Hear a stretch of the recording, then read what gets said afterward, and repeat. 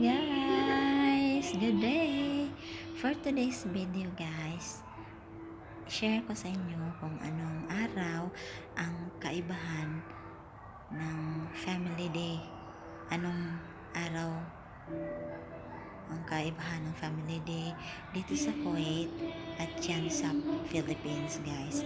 Yung Family Day guys is walang pasok sa paaralan.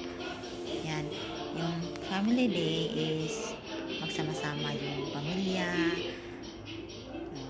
Okay, dyan sa Philippines is Sunday. Sunday talaga yung Family Day sa Pilipinas.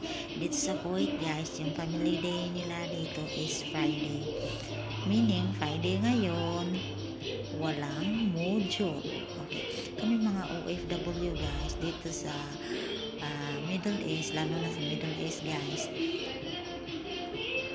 at lalo na nagtatrabaho sa bahay, is hindi lang kami naging cleaners, hindi lang kami naging security guard kapag umaalis, hindi lang kami nurse kapag nagkasakit yung mga bata, teacher din kami.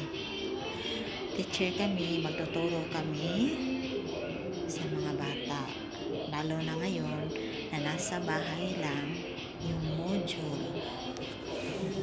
Teacher kami.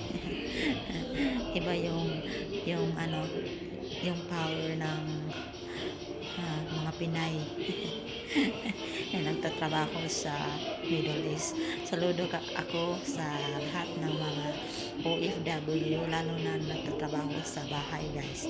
Okay, thank you so much guys for watching.